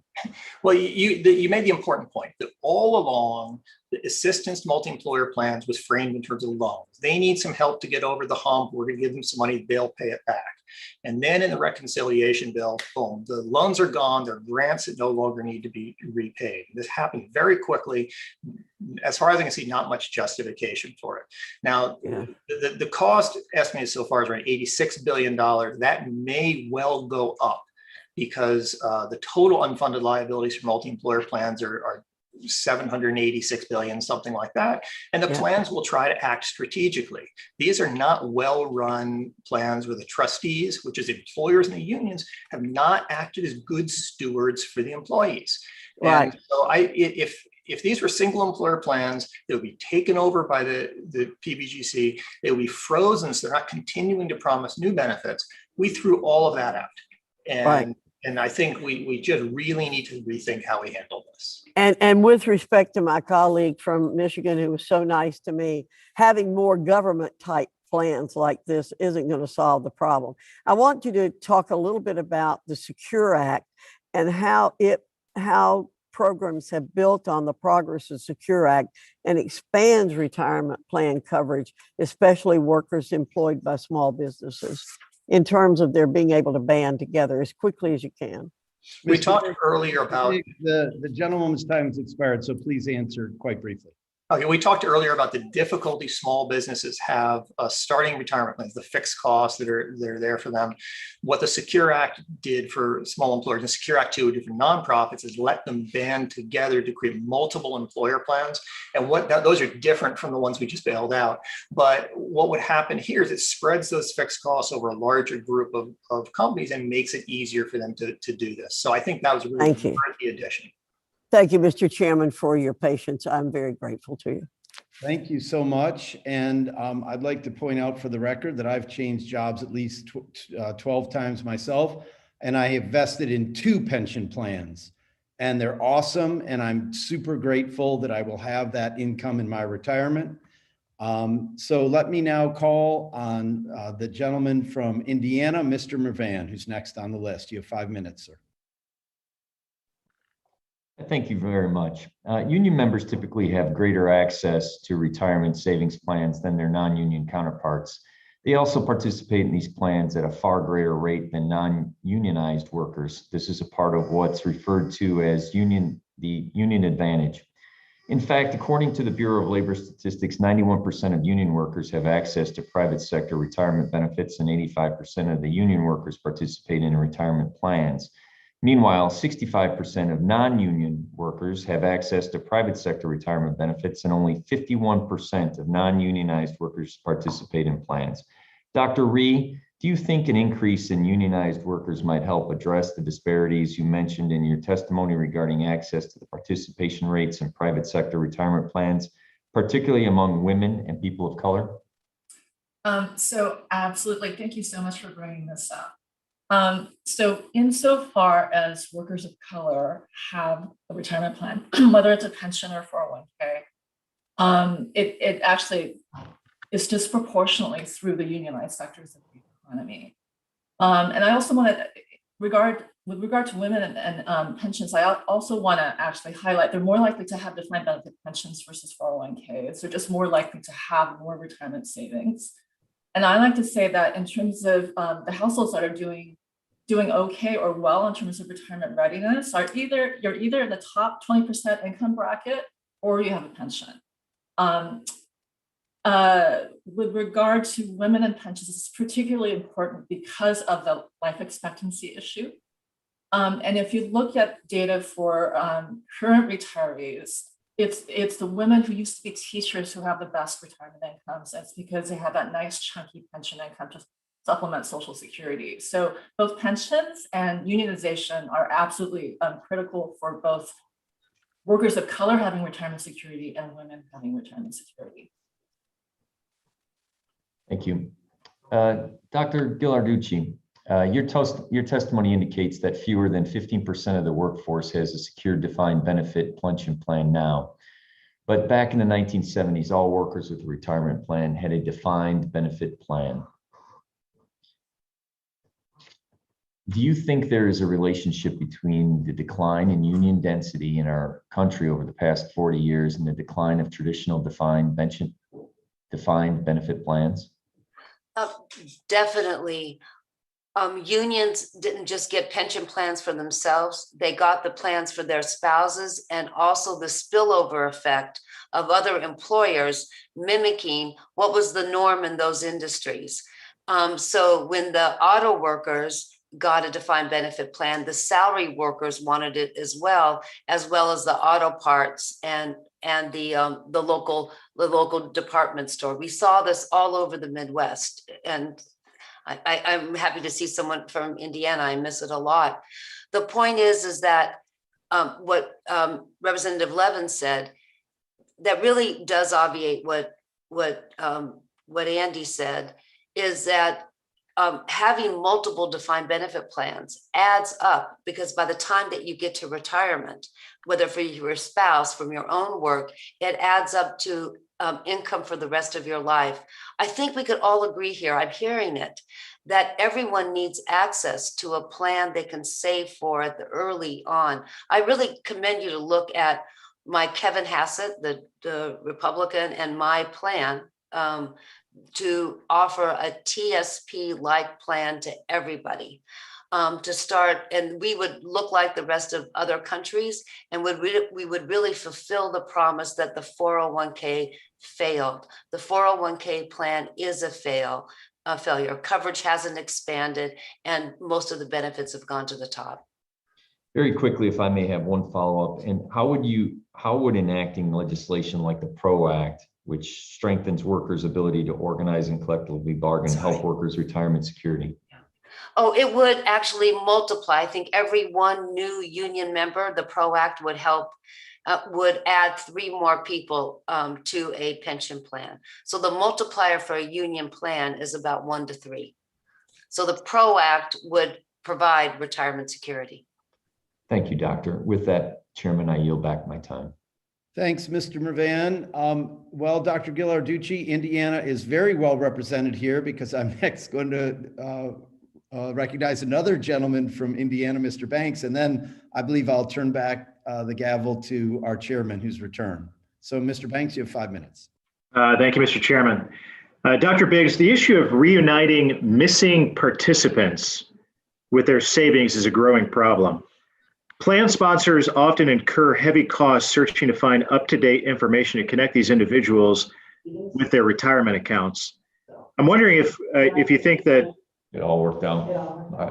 would electronic delivery of retirement plan documents enhance portability by allowing individuals to easily update their contact information or monitor their savings accounts after changing jobs? I hope you heard that. I think I briefly was interrupted there, but if you got the gist of that, Dr. Biggs, if you could talk about how you reunite missing participants with their savings using enhanced portability, would appreciate it. Yes, I did. The issue of lost accounts is a problem associated with one of 401ks' main advantages. 401ks are portable in ways that traditional pensions never were, which means that when you leave a job during one of these 12 job changes that we think the average person will have, those savings don't go away, they go with you. One problem, though, is some of these accounts get lost. The Social Security Administration, where I formerly worked, did some research where they found something like 1 in 6 workers who participate in a retirement plan. If you ask them whether they participate in the retirement plan, they will tell you that they don't. Yeah. They may be unaware. We don't know exactly what happens, but they leave, and then if they don't leave a forwarding address or whatever happens, and the account gets disconnected from them. So the issue is, how do we reconnect to these? And there's proposals now of having a centralized database running the Treasury or PBGC, and so when a retirement plan sponsor has these lost accounts, they have to go do their due diligence to find the person. If they can't, then they report the account to the database.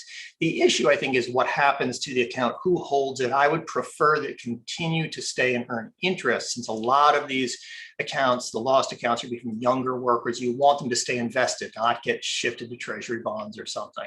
But then you have the question of, how do you try to reconnect with these people? And there's one question: do you do it by paper or do you do it electronically? I suspect today that electronically is an easier way of doing it. I know I've done work on the Social Security statement, which is a paper statement people would get. Often people would get that and they look at it and it goes in the trash. If you get an email from your employer trying to find you, that's something you can search on in your email. It saves it for you in that way. You can access it more easily. So I tend to favor electronic communication with people, because I just think it's an easier way of reaching people today. And it's easier for them to get back in touch with you via a link to the internet.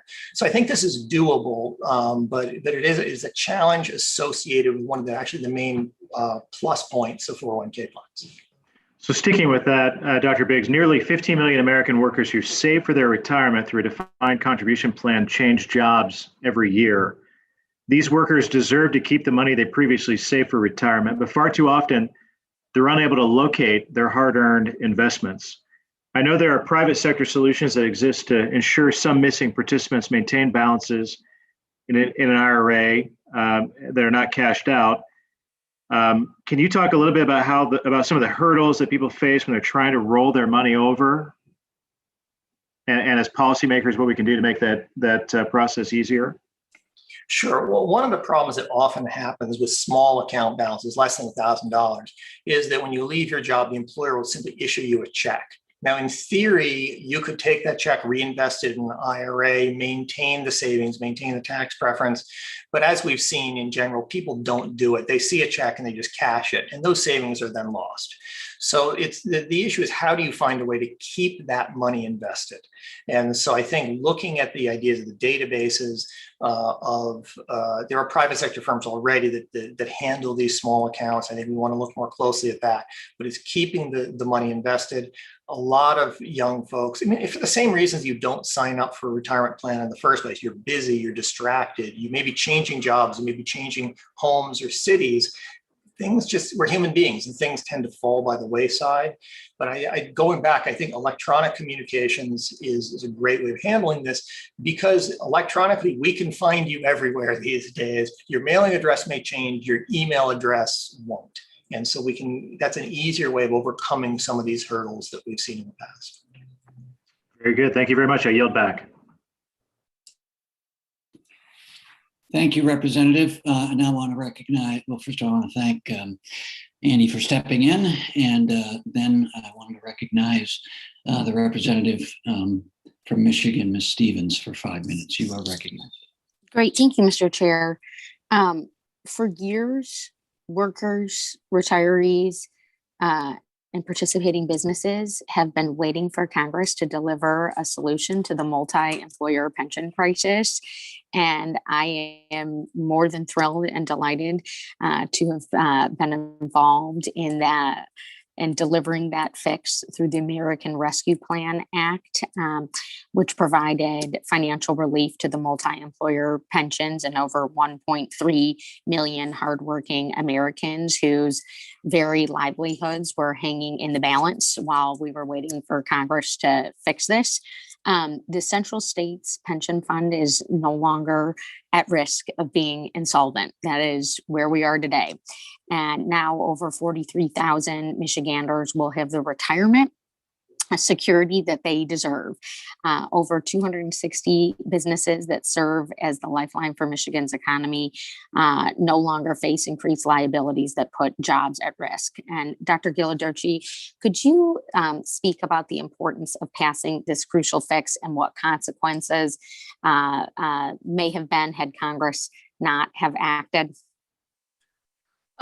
Yes, if those multi-employer plans had not been bailed out, the areas of the country where the devastation would have laid because these workers would not have incomes was very concentrated in the industrial Midwest, in the South, and in spotted communities. So notwithstanding the fact that these families would go from being lower middle class to poverty and then rely on Medicaid and all sorts of poor relief. They'd be middle class, go to welfare, tragedy for their households. It would have reverberated into their already devastated communities by probably a multiplier of 1.5 to 2. Thank you. And Mr. Chair, I ask for unanimous consent to enter into the record the Central States District sheet for every HELP subcommittee member. Without objection, so ordered. Thank you. And then Dr. Rhee, in your testimony, you mentioned that workers face an increasing retirement savings burden and that workers of all backgrounds are worried about retirement, including millennials who are now hitting age 40. Could you please expand on why millennials are worried and what the data suggests about their access to and participation in retirement savings plans? Yes, thank you. So I'm going to reference and submit, because I can't remember the exact statistics, some of the surveys that I've cited in my written testimony. So millennials have had a really rough time, right? So they kind of came of age into the labor market during the 2007-2008 financial crisis and the long recovery from recession that followed. And I think that really sort of influenced their thinking about retirement security. If you look at some of the work done by the National Institute on Retirement Security and their survey work focused on millennials, they found that they're actually very supportive of pensions, right? So it really kind of goes against this image of the free-flowing millennial who's just going to skip from job to job and wants all this flexibility. And I think in some ways, millennials have had flexibility imposed on them by the labor market and economic structure. And at the same time, there actually is this kind of heightened awareness of the risks imposed by the market. And so there actually is worrying and thinking about retirement savings. They are saving for retirement saving when they can. And also there's actually a high level of support for pensions. Great. Thank you. And with that, Mr. Chair, I'm going to yield back. Thank you, Representative. Chair now recognizes Representative Fitzgerald for 5 minutes. You are recognized. Thank you, Mr. Chair. Mr. Biggs,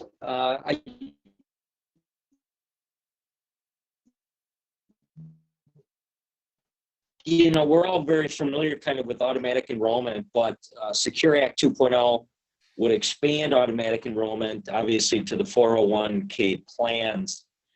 What impact does this typically have on the employees? Has there been any analysis done on that, or?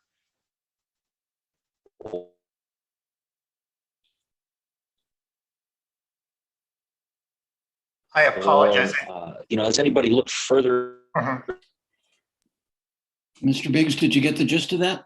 I just the gist of it. I think it's about automatic enrollment in 401k plans and the Secure Act. I apologize. The signal was not great. This is automatic enrollment is a great example that you're aware of, and then what effect does it have actually on employers? I mean, everyone I think assumes that the automatic kind of forced savings is just a great thing for everyone, but I'm wondering if anybody took a little bit longer or harder. Sure. Okay, going back late 1990s, a lot of what's now been called behavioral economics research that looked at the effect of defaults on people's behavior. We always assumed that people who needed to save or wanted to save would participate, the people who didn't wouldn't. It turns out that most people do whatever they're defaulted into. If the default is to participate, 70% of people participate. If the default is not, then participation is going to be a lot lower. So you could really influence people's behavior by choosing to make it automatic to participate and sign them up rather than not signing them up. And I think that's it's a great example of how this retirement research that Teresa and Nari and I work in actually is translated into the real world, and that's very encouraging. So as automatic enrollment is adopted, you see greater participation. The question is, how far is that going to go on its own? I personally favor what you see in Secure Act 2.0 of making automatic enrollment sort of default for newly hired employees. It strikes me as the best practice just to sign people up. And there are low-income people who don't need to save where it's a little more problematic, but by and large, I think that's going to be a good policy. The issue that I think you're getting at is what happens beyond that. If an employer is making a match to their employees' 401ks and participation goes from 50% to 100% of their workforce, just for instance, the cost the employer is going to increase. And the question is, how are they going to handle that? Are they going to offset that? Are they going to lower the match rate? Are they going to offset it against health benefits, lower wages, or whatever? I mean, that's the standard kind of economic logic. But there's also the issue of how will sort of lower income people who are automatically enrolled in a plan, how will that affect their sort of total savings? There is some evidence that looked at automatic enrollment in the federal government that by and large it increased savings for less educated workers, though. They increased savings in their TSP plan, but debts and assets outside of it tended to decline. So which goes to show that you can lead a horse to water. It's hard to make them drink. If they are really low income and they're thinking about putting food on the table or sending their kids to summer camp or buying shoes for their kids, it's a tougher proposition. So I think by and large, automatic enrollment is a worthy thing. It's a great innovation, but we shouldn't think that just all our solutions lie in that. Life is more complicated for people, and they're going to try to make choices to make their lives as best they can. And often we in government or policymakers can't foresee that accurately. So we just want to be modest about our claims there. Very good, very good. Thank you very much for that answer. Just real quick then, too, the other thing I hear when I'm in the district and you visit with a small, business employer, and they're frustrated, I think, sometimes because they say, listen, I want to be a good employer. I want to set up a retirement account for the employees that work for me. But quite honestly, the cost of it and the regulations involved that we have to work towards meeting are too much. And as a result of that, they never really can successfully launch that retirement program. And is there anything that we could do as members of Congress to lessen that or change that dynamic? Well, this is an area where I feel a little worried about the introduction of the state-based automatic IRA plans, like Dr. Rhee mentioned, Cal Savers. I live in the state of Oregon, we have Oregon Saves. On the one hand, you have small employers who are thinking they'd like to offer a retirement plan for their employees, but there's cost to them and increasingly there's legal liabilities to doing it. So they wonder what they're getting themselves into. And they still might have done it, but if they see the automatic IRA plan, they may say, let's just put the employee into that instead. The issue, though, is a 401k is a much better retirement savings vehicle than an IRA. First, because you can have an employer match in it, and second, because the savings limits are much higher than with IRAs.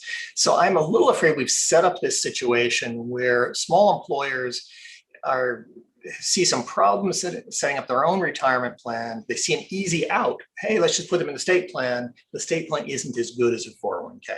So I think we want to think both about what the state plans or some of the federal version of them can offer, but also think, how do we really make this easy on smaller employers? Secure Act 1 and Secure Act 2 are movement in that direction to make it lower cost and hopefully lower risk for them.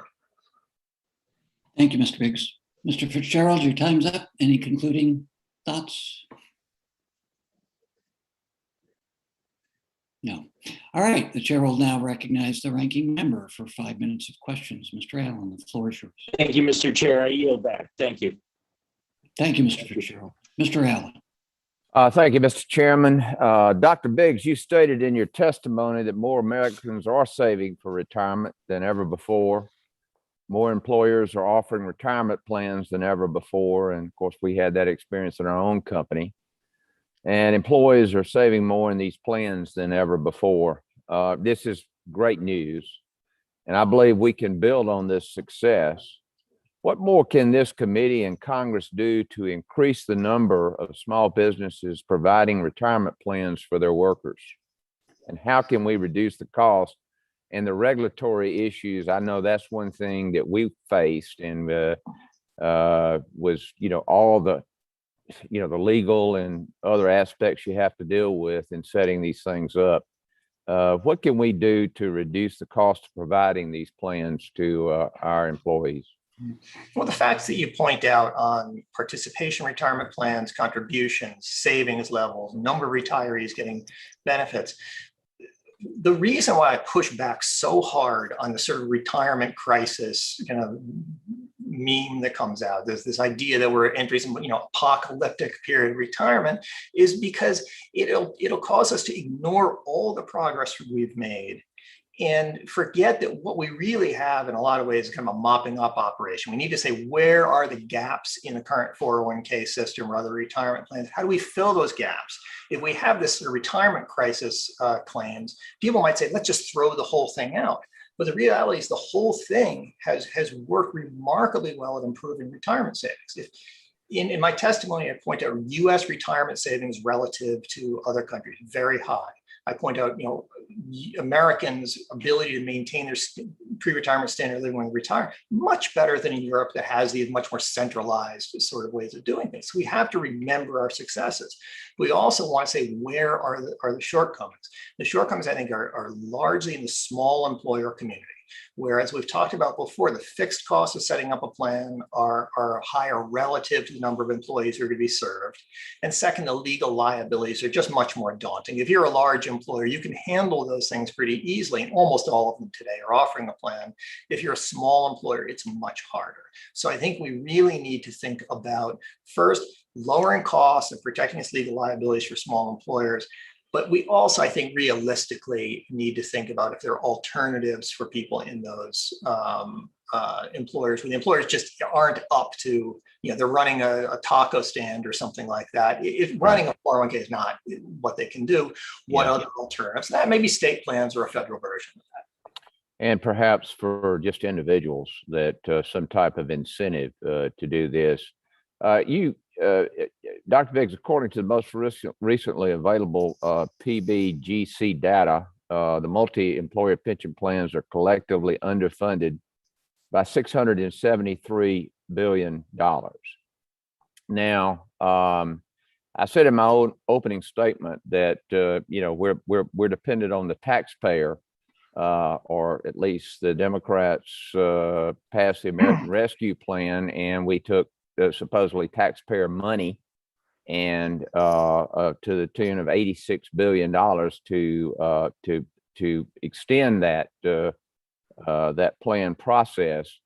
Right now, obviously, all of this money that's being spent is we're maintaining our standard of living on the backs of generations of Americans.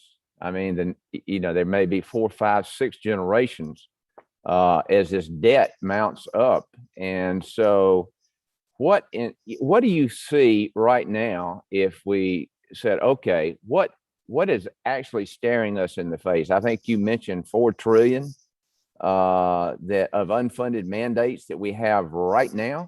And is that the entirety of it? It's never the entirety. Yeah. I think with a multi-employer issue, we should have been honest with ourselves and with the American people all along. For decades, the American people were told, the PBGC is self-funding. There's no liability on the federal government, no obligation of the federal government to pay anything. The multi-employer participants, if one withdraws or goes bankrupt, the others are going to bail it out. And because of that, they don't have to use strict accounting rules. They can kind of cowboy it. And then we said, oh, well, these are not going to be bailouts. These are going to be loans. All of that at its core was not honest. I mean, it just, you had to know that politically speaking, if these plans go under, the federal government's going to bail them out. Just as at the end of the day, we're going to bail out the Illinois firefighters because we'll say they don't deserve to get hit. The key, though, is first, how do we manage these plans and regulate them so we don't end up in that situation? And people were warned about this for decades. They refused to do it because there was a political cost. But second, when we go to a solution, I mean, maybe, and I wasn't against any financial assistance for the multi-employer pensions, but to say this is all people who are going to be on welfare or Medicaid, a third of the folks at Central States were getting more than $3,000 a month on top of Social Security.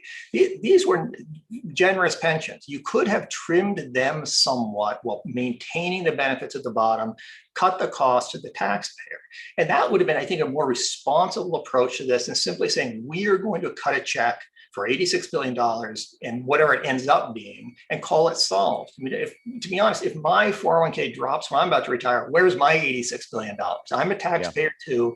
I'm an American too. Why does one group of Americans get treated so much better? The answer is political power. We know that. But it's just, let's be good regulators about this. Let's think about these plans seriously, be responsible about it. Exactly. Point well taken. And thank you so much for your testimony. I thank all the witnesses, and I yield back, Mr. Chairman. Thank you, Mr. Allen. That is the last individual of the subcommittee that I have who wishes to speak. So again, I want to thank the panelists, and we'll go to closing comments in just a second. And just a little housekeeping for materials submitted for the hearing record. Pursuant to committee practice, materials for submission for the hearing record must be submitted to the committee clerk within 14 days following the last day of the hearing. So by close of business on July 7th, preferably in Microsoft Word format. Only a member of the subcommittee or an invited witness may submit materials for inclusion into the hearing record, and the materials must address the subject matter of the hearing. Please submit materials to the committee clerk electronically by emailing submissions to edlabor.hearings@mail.house.gov. Witness questions for the hearing record. Again, I want to thank the witnesses. You were terrific.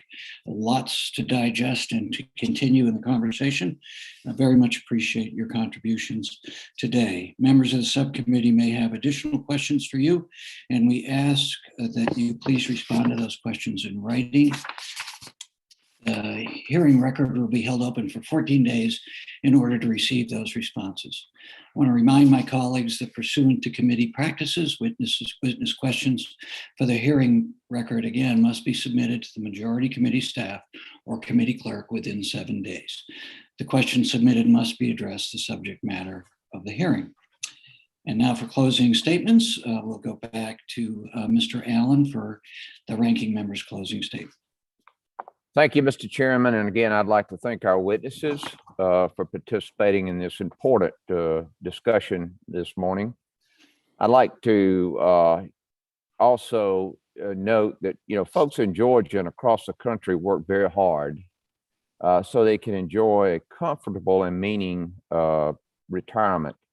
Bipartisan updates to ERISA can help our constituents in many ways. We can simplify and reduce the cost of administering retirement plans. We can expand the number of retirement options available to small business employees. And we can boost access to defined contribution plans for workers. Taxpayer-funded bailouts of outdated multi-employer pension plans are an irresponsible and unsustainable solution. We must fix this. We must also focus on pro-growth economic policies to help more Americans succeed in the long term. And I'll say it again, I believe there is room for bipartisanship in the months ahead. Thank you again to all the witnesses for participating in today's hearing and sharing your expertise. I look forward to working with all of you to ensure a strong American retirement system. And Mr. Chairman, with that, I yield back.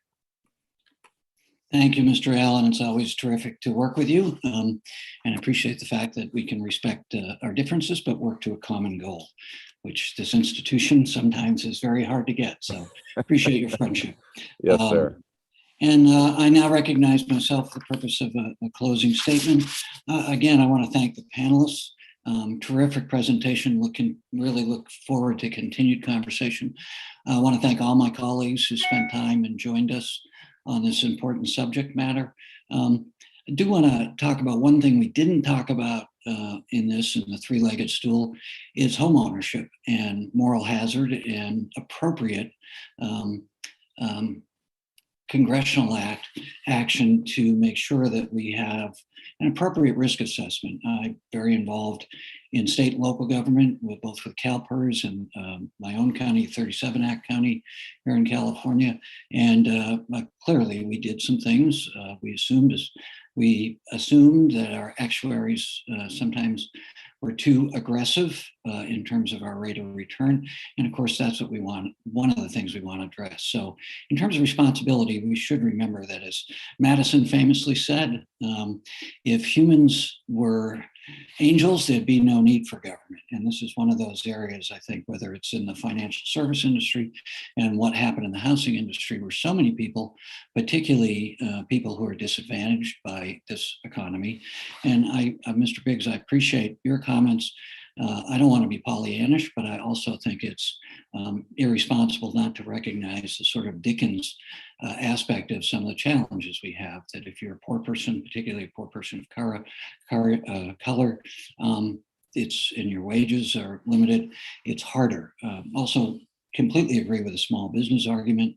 When I did 401ks and was able to afford it as a restaurant owner, if I had a dime for every time one of my younger employees said, I'd rather you just give me the money rather than put it in whatever this is. So it's daunting. But I think we should be proportionate and be mindful about all of the risk and reinforce a responsible management and responsible risk assessment by the managers of these retirement plans, irrespective of what their legal structure is, and also not have selective amnesia about risk assessments and moral hazards in financial institutions, because they're clearly intertwined, and particularly intertwined when it comes to home ownership, which we know is an important part historically of that third pillar. Sorry to digress, but I wanted to bring that up. Also wanted to thank and just remind folks that accepting some of the criticism, we have a different perspective on our legislation to help save those multi-employer plans, and that we did have support from ARP, the AFL-CIO, the National Association of Manufacturers, the U.S. Chamber of Commerce, and scores of other stakeholders who supported our efforts. So evidence-based research, Mr. Allen, you brought that up, and I'm all in on that. So let's continue to do that. Today's hearing also confirmed how vital and necessary pensions are to Californians, my home state, and all Americans. It highlighted the challenge and inequities in private sector retirement system, particularly as it relates to access to and participation in employer-provided plans. And we have a lot of work to do. I appreciated the witnesses' analysis of the Secure Act 2.0. The Education and Labor Committee is expected to mark up the bill in the coming months, and look forward to more communication with all of my colleagues as we lead up to that. And I also look forward to the fact that we must not stop there. We must continue to prioritize and enact other policies that boost workers' wages, strengthen Social Security, and make it easier for American workers to organize and collectively bargain for their best interest, and also be respectful of employers. I look forward to working with all of my colleagues on these important issues. If there's no further business, thank you all again. Without objection, the subcommittee stands adjourned. Thank you all.